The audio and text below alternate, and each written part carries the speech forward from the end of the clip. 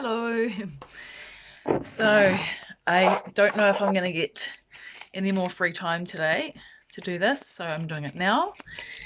And for the last half an hour or so, every time I go to do something, I feel like I need to come and do this reading for you. So I am.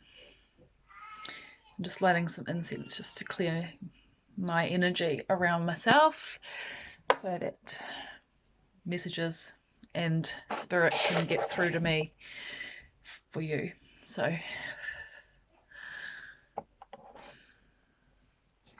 usually what I do is I do 3 cards. So the first one is going to be the past. So what was going on in the past. The second one is going to be the present, what's going on now. And the third one is going to be the future. So what's coming. And when the future one comes up, that's what's coming if the circumstances and your energy and stuff remains as it is now. So that, I believe personally, some readers are different, but I believe that can be changed. Like, of course, like our energy is like a magnetic field. So if this reading and there's a future card that says something in particular that you're not really okay with or whatever, you can adjust to an extent the outcome of things yourself by sort of maintaining and manipulating your own energy, your own reality. Okay, so I'm going to start off with card number 1, which is the past, and it's got here the Lady of the Gift, generosity, receiving, and so that's number 20. So that's that card there. So Lady of the Gift. So because this reading's your personal reading, what I'm going to say about this card is straight away when I just looked at it is it's not necessarily the Lady of the Gift. So this is to me representing you, and in the past, generosity, and so it seems that you've been really super generous and giving a lot of your energy and time and maybe even things, like material things. I'm going to look in the book as well just to back up what I'm saying. But I feel like, so the past is you have been giving so much of yourself. And so yeah, the card meaning in the book says the Lady of the Gift brings a message of tithing. To be your ally, she requires you to look at the nature and the method of your giving to others. The world is your church, and you only need to distribute 10% of your wealth to others to ensure that your flow continues. So this necessarily doesn't mean giving money away, nor does it imply a direction or action or charity. Even though the tradition of tithing is material, in fact, the kind of giving the lady asks you isn't intangible or material at all. She's asking you to look at all human beings as important in the divine scheme of things and show others that you believe in them. Pay attention to how you treat people and be mindful of your perception, even seemingly poor strangers. If you see others as successful and abundant and act as if you believe they have value, blessings all around are assured. Your belief in others has greater value than you could imagine. This alone guarantees long-term success. Remember that you can only keep what you're willing to give. So yeah, so that's the meaning of that card, and just the little intuitive message that I got is that you have been giving a lot, and so maybe it's time for you to open up and receive. So that's just the past, all right? So maybe, I don't know if that resonates with you. That's the thing with doing the videos. You don't have the interaction, but also the videos are really good because you can just get the message to you, like, without it being distracted by talking about other stuff. So yeah, that's the past. So that's a thing of the past. So that's been and gone. Present is the hungry ghosts. obsessions, scarcity consciousness. 14, number 14. So I'll go to the book for that one because I don't very often get that card. Kind of ties in with the other one though. So the hungry ghost's meaning. When the hungry ghosts appears on your path, they may not, it seems to be like allies because they represent your constant focus on the past and consuming desire to know the future. Okay, so that's just repeated itself for me. Then, yeah, so you've got this consuming desire to know about the future, which are in fact robbing you of your true present. But in fact, so these hungry ghosts, they are here to serve you and they want to alter your obsessive thinking and addictions. They're masters at magnifying repetitive behaviors. So you've got some repetitive behaviors that you've had before and for a long time. At the moment, in the present, they seem to be magnified. So obsessively thinking about them and then looking to the future in hope that that's kind of like you're going to see that there's going to be a change in the future. So you're obsessively looking at these behaviors that you've had, addictions. Okay.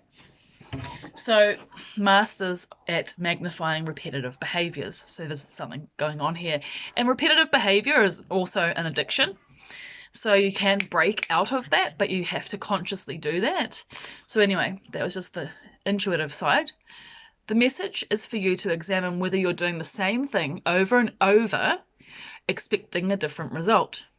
This time, maybe you're saying to yourself, this time will be different, or I have control over this.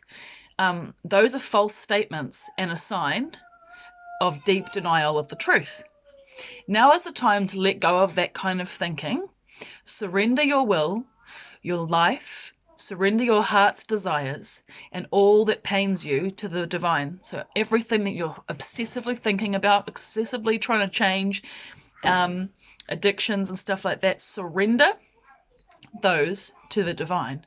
Order will be restored in your world. The hungry ghosts also bring understanding about the distractions of life that seduce you into forgetting what you really desire. They're asking you to become aware that what others want and what the culture dictates will make you happy may not be what is best for you. So don't get caught up in outside appearances, and all that glitters may not be gold, at least not for you. So look beyond the veneer and you will find the true substance in your life, and you deserve nothing less. So yeah, so that speaks for itself. So obsessive thinking about these things isn't going to help. So just surrendering to the divine and being in the moment, because in the moment, in the present moment, you're kind of robbing yourself of the present golden nuggets of time by obsessing about the future outcomes. All right, so with that, I'll move to your future card. So this is the future outcome. And this is if you carry on that path that you're on now. Here we go. The map maker of destiny. Authentic purpose. So that looks like quite a cool one. 24. So this is a possibility, all right? 24.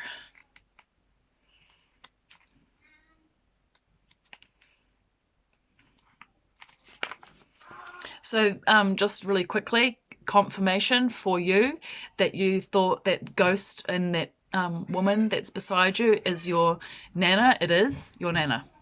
That's all. So maybe, okay, you need to find out more about your nana, or more about her, what's the word? Her culture. And that doesn't necessarily mean like religion, meaning her culture and her way of living and her way of being. and bring some of that into your life. So her way, and that's what there's something about the golden thing is the energy. Like, it's a really beautiful energy of complete like love and support for you. But can you focus on some of the things that she taught you? I don't know if that makes sense. She may not have consciously taught you, but who she represented, who she is and who she is. Okay, anyway, going on to the future card. When the map maker of destiny appears, it is a sign that you're being given an opportunity to transform fate into destiny. At birth, this is funny because this is exactly what I was saying about, oh shit, spilt my water a little bit. I felt really urged to tell you this as well. That's why I said it at the start, and now it's your last card, so it must be a very big thing for you at the moment. So there's a difference between fate and destiny. Anyway, I'll read the card out to you so you can know what I'm talking about. Yes, so when the map maker of destiny appears, it's a sign that you're being given an opportunity to transform fate into destiny. At birth, each human being is given a unique map with a myriad of paths that intersect with one another. Your map of destiny shows all the places you're meant to visit, places where you will be challenged to evolve into highest aspects of yourself. Remember that you're a spark of the divine, remember that, and you've come to Earth to experience... Roxy! What are you doing? You've come to Earth to experience your spark of Earth. Roxy, go away, you're distracting me. So you're a spark of the divine, and you've come to Earth to experience yourself in a human form. And so your path is unique, and it's somewhat preordained, and the fate represents the events in your life that were meant to happen, that you can't change. Fate is transformed into destiny according to how you respond to circumstances. Destiny offers you the ability to make great opportunities out of fated experience. So free will and choice are possible at certain points on your map. Now is one of those times. You're faced with a relationship or circumstance brought to you by fate. How you respond will lead you into your perfect destiny. Your ally may assume the form of a soulmate, come to heal your heart, and may be your companion. Perhaps your challenger makes you face the things within you that must change in order for you to express your highest good. Maybe fate brings you an ally in the form of a wonderful new project, or a challenger in the form of a failed business. No matter which form they take, all are perfect expressions of fate inviting you to your destiny. Pay attention as your map unfolds, and remember that fate makes the map, but destiny is determined by the manner in which you engage with your journey. So yeah, that's pretty exciting. That's pretty cool. So yeah, that was right from the start. One of the things that kept coming through was like, no matter what a reading says or what a psychic person will say to you, your life is in your hands. Like, so you have what those cards were just saying, like there's a pre-planned path, but you can determine whether or not you go down certain ones. Roxy, what are you doing? So yeah, so that's really cool. That's exciting. So you're in the driver's seat, and just to go back a little, back into the present. So to be stop focusing so much and obsessing so much about changing yourself and changing, obsessively wanting to change addictions and patterns and cycles and just, okay. Over here. So if that helps, please let me know. And if you want to know some more, then message me. And yeah, I will go a little bit further if you need me to. All right, see you later.